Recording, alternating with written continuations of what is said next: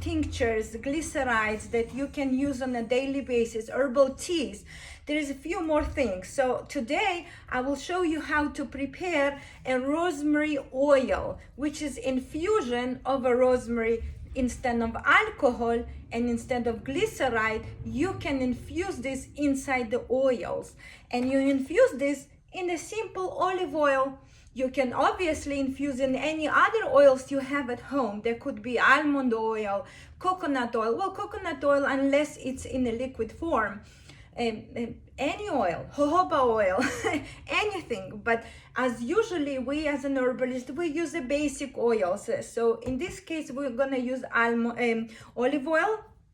But I wanted to show you a different infusions of different herbs. Let's say this one is a mullein infusion. This one is eucalyptus. Look how dark the oil is, right? It's absolutely incredible. So now let me show you how you can prepare your oil, and then I'll teach you what you can do with it. So first of all, small jars. I am absolutely in love with the small jars, and I think I have those. and I tell you why, because they're so easy to, exactly, they're the best, and they are so good. And especially people who are new to the world of herbalism or new to the world of healing, and they don't know. Start small. Don't go with the big jars. Don't go like this. Start small. Get used to it, because what happens, and I found this a lot, people prepare and they're like, what the hell I should do with this? And then they look at it and they don't know what to do. So start with the small experiment. It's all about bringing this, I would say, bringing this, so it will be part of you. So you slowly get used to it. It will become part of your daily life. So what we're going to do is we're going to take the rosemary that's obviously is clean and washed very well, and we're going to cut this into the small pieces. Or you either can use your hands to crush the leaves, but you also can use the scissors. So it's up to you. You know, now it's such a beautiful smell, it's just incredible. Just the smell it's absolutely powerful. One of my favorite things to smell. I planted a lot of them in my backyard because we only have like pots. But I planted quite a few pots of them just because I love walking by it and smelling it. Obviously I cook with it all the time, but just the fact that I can just walk by and be like hit with that woodsy, it's absolutely yummy, incredible, fragrant. right? So basically this is how you chop them to the small pieces, and you want to kind of make sure that it's not really packed, but it's kind of loose. I would add a little bit more, let's say oil, but a little bit more, but you don't really need to stuff it.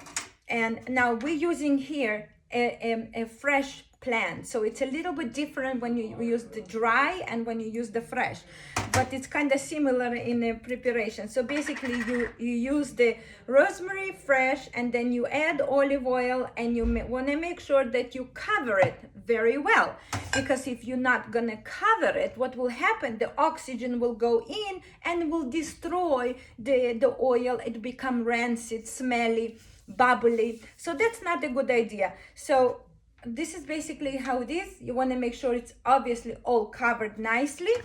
And now, because we're using a fresh herb, I do suggest in some cases to keep it, actually the oils, I don't know, Sarah, but some oils, they like to be infused and get the power from the sun, because it will warm up the oils and will help to bring all the unique power that in the herb into the oil.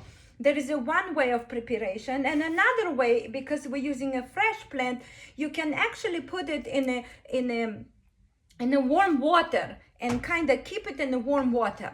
And what will happen is that the heat will help to release all the power that are in the herbs, all the unique combinations that are in this powerful herb. Now, what should we do with this oil after it's ready? Now, obviously, you should wait for about, I would say, sometimes also between 4 to I mean, actually, you can use it right away if you keep the oil warm for a day.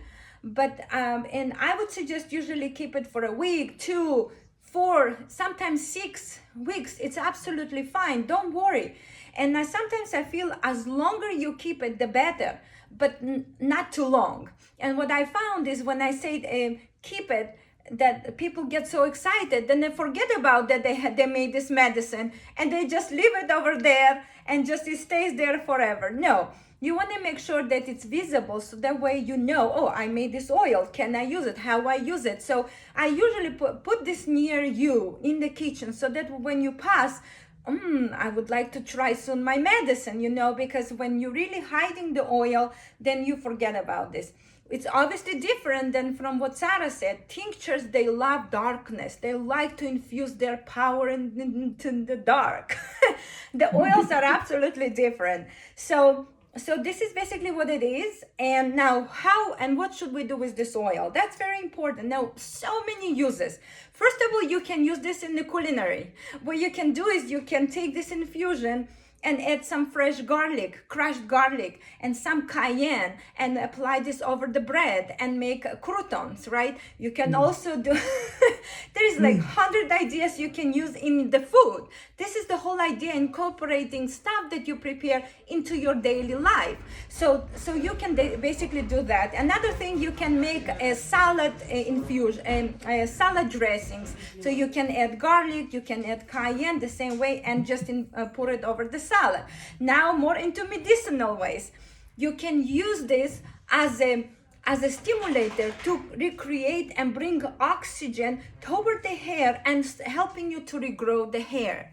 This is absolutely incredible, and I love to work with oils. Now, some people scalp are okay with oil, and some scalp, they don't like oil because they have too much of the oil. So obviously be aware. I don't want you to go blindly. Oh, Hava said then we should all go and do it. No, I want you to really feel it. But the idea is that you just take a very small amount, like just a tiny amount. And I spoke actually with a couple hairdressers, how they call hair? Yeah. Yes, and they told me some people do this mistake. They just put so much oil inside and they're rubbing. That's not a good idea. You just need a tiny drop of this rosemary infused oil, and then you just gently massage it, the front, the back, and you cover the whole entire area. If you feel like your head becomes too oily, this is not the right way using, but at least once a week you can definitely use it, and then wash it off. And now you can also wash it off with the tea that right now Sarah prepared for us. So basically you have a rosemary from both ways, going internally, going in, and also by washing it off and stimulating the roots of the hair. So that's another way. Another wonderful way to use this oil is that you can also play around, and let's say you have a headache and you just need this or you are coming, you have a test that's coming, what to do? So you remember that you have on the counter your amazing rosemary oil. So you take few drops and you just massage it. You massage your head, you massage it your front, and then you go to the back and you're doing as a massage. And what will happen? Your concentration will get better. You will be more focused, and it's also wonderful. It's a reliever for the headache, because rosemary is famous by relieving headaches. Okay, so here we go. That's what we can use. And also, like, why not to use as a massage oil and just rub it all over your body? I have an idea. You can rub on your breast. I don't know if the breast will grow bigger, but but why not to try? I know you never know. You're so freaky. Oh my goodness. Okay, so that's one way. It's an oil infusion. Now let me But tell you should strain it as well after. Obviously, after a couple, let's say a week or 2 weeks, you basically can strain the oil and just use it. And as always, everyone said, you want to make sure that you label it, because if you don't label it, you're gonna say, what is this? And you might fry your pancakes with it. So they will taste like a rosemary, but I don't think it's a good idea. Anyway, so so basically, yes. So obviously strain it, and then and label it. Okay, so that's one way. Now I also would like to give you a suggestion before we finishing with all the oil issue here. You can also play around with this infusion, meaning that you can add more stuff into it. Like you can add a black seed oil into it, which is also known as antibacterial, antifungal, also helps. Then you can add a little bit castor oil into it. You can also take a castor oil and infuse it in rosemary. Though I found the castor oil rubbing on the skin is a little bit harder because it's a kind of hard working oil. So it's not so easy. So I usually suggest whenever people say, oh, I want to use castor, say combine them with another oils and that will be much easier. And then you can also add extra power into it and using essential oil of the rosemary. So that way it becomes a very powerful and strong formula. Sometimes I also suggest to add minerals into it, like you can add iodine, you can add magnesium into it. And what you do is now is not just becomes a simple oil, which is a rosemary oil by itself, very medicinal, but now we can add more nutrients, more minerals that can attack from different ways. So here we go, that's the suggestion. Okay, another thing we can do is we can make an salt scrub with a rosemary, or we can make a rosemary as a culinary, right? So we can basically take a little bit salt, and then in this case usually prefer to use rosemary which is dry and not fresh, okay? But now we have what we have, and I do have rosemary fresh, so I'm just gonna show you how to use it. So basically you can make a salt to use in a culinary, and you can make a salt as a food soak. So very simple. In the culinary use, that's all what you need to do is take a little bit salt and take a little bit the rosemary, and you really crush the rosemary and combine them with the salt, and then you let it sit.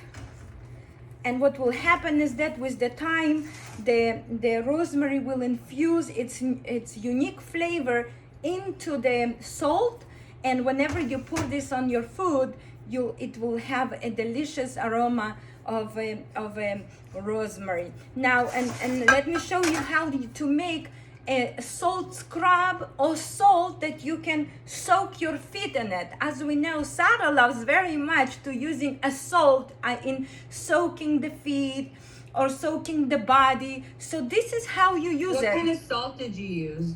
Okay, so I love combination of different salts. So here's actually a little bit Celtic salt, a little bit Himalayan salt, a little bit French salt. So I like combinations, so that way I know like I have, but basically it's I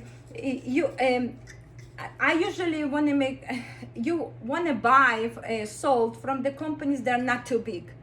I always look for the companies they have a small how I would say a small name before they really get famous, because once they get famous and go into the market, then they need to follow a different regularities, and then you never know what happens with them.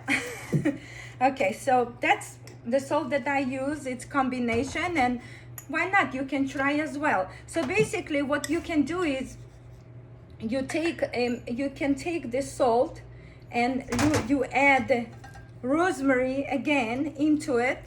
So about, I would say, a tablespoon, or more of the salt. Depends on what you want to use it. If you want to use it as a scrub or you want to use it as a food soak, you can even use more. And then what you can do is you can actually add a little bit oil, not too much, but just a little bit. Okay, you just want to add a little bit salt, so that way into the salt you want to add a little bit olive oil. And what will happen is that the salt shouldn't be too oily, but should be a little bit wet. And what will happen is that it's actually so easy to work with it. And then you're gonna pour this salt into the bath. Now you can add into it Epsom salt if you want. You can add into it magnesium flakes if you want. You can add borax if you want. There's like endless things you can add into it. you can also obviously do this as a face scrub, but a face scrub usually likes more sugar than the salt. And basically what it becomes a salt infusion, like salty deliciousness. How long do you let this sit? You don't really have too much to sit. You can use it immediately. And also if you want to use it immediately, I would suggest to use, you process it through the food processor. When you process it through food processor, then it even becomes more easier and absorbable, and I do like to process almost everything in the food processor, even if we work with garlic or we work with any herb, because that actually gets more faster infused in what we are trying to infuse it. So that's basically what it is. It looks so amazing, and it smells so good. It's absolutely incredible. Now obviously you can, as I said before, you can add also stuff into it. So I would, let's say, add a little bit concentration of a magnesium oil. So you can add some magnesium into it, right? Into the salt. So a few drops of a magnesium. It's absolutely incredible. Shake it and it's ready to go. And I would think I would pour into like a foot bath. Like exactly. So what you want to do is, if you depends on what you're trying to treat. Obviously, if you want to soak the whole entire body, you will need a huge jar. I would say like about maybe 3/4 cup of the jar for the bath. But if you use it as a food soak, all what you need probably about tablespoon of this infusion, and you just pour it and put hot water and let the magic begin. Soak your feet and it will be absolutely incredible. And it helps to bring circulation in. And as you know, I love absolutely playing with the hot and cold, and it's helpful so much. It can also be done as a sit bath. You can really put a hot water and then just sit over and let the steam to come up to your area, and it's absolutely incredible as well. So there's many ways you can use it. And I also would like to show you, this is the rosemary essential oils. So besides using the rosemary as in a plant, in the form of in a form like this, you can basically play around with not with dry, but you can also use an essential oils. Now essential oils are much more stronger, so I usually suggest, if you're working with essential oils, you need to kind of mix them with some other carrier oils, so that way they not burn your skin. Let's say some people, they do mistake and they use oregano oil and they put straight in their mouth, which is causing burning sensation and can actually cause damage into your stomach. That's not a good idea. You always want to combine essential oils with other carrier oils. So I would use a rosemary oil. So let's say, Hava, I don't have time to prepare the salt and I don't have time to do this. Okay, so then you take a little bit of rosemary essential oils, just a small amount, just a tiny drop. I didn't bring my dropper here, but basically you take a very small amount of rosemary essential oil, and then you take a little bit carrier oil. In this case, we're gonna use a little bit of olive oil, and we combine them on our palm of our hand. We're mixing them together, and now we can do what we want. We can either rub this on our scalp, we can rub this on our body, we can create massage, we can inhale it, we can also use this in many ways. Especially it's very helpful to use when people have a fungi. And I think a few classes ago, Sarah spoke about the woman who had the fungi on her feet, and because the blood was not moving, so she suggested to actually remove the shoes and let your feet to breathe. One of the good ways to use it is some essential oil, an olive oil or any other carrier oil, and just applying over your feet. And what you do is you're creating circulation, and then you faster can heal. Rosemary herb? Yes, rosemary, because rosemary helps really to bring in circulation, and that's what we want, right? So someone with a thyroid issue could also rub this Absolutely. mixture? You take and then you massaging. Many people are afraid to touch. And I always say, don't be afraid. You should try. And you know, there is beauty of it, that there is no harm to it. When we try, when we use our hands, and as Sarah said before, use our hands, that's all what you need. It's amazing because we have the hands and we can use it and we can feel it. Okay, right. So that's it basically. So that's what I wanted to show you for today. I mean, there's many other ways, but this is the basics. So you basically can make the salts, you learn how to make teas, you learn how to make herbal infusions. It's absolutely incredible. Now let me move the chair back, unless you have any questions. No, I think it's great. I think a lot of people shouldn't be scared of the terms that we use, and if people have questions, we're always here to answer, and you can send us out emails or reach out to our beautiful healers on their websites.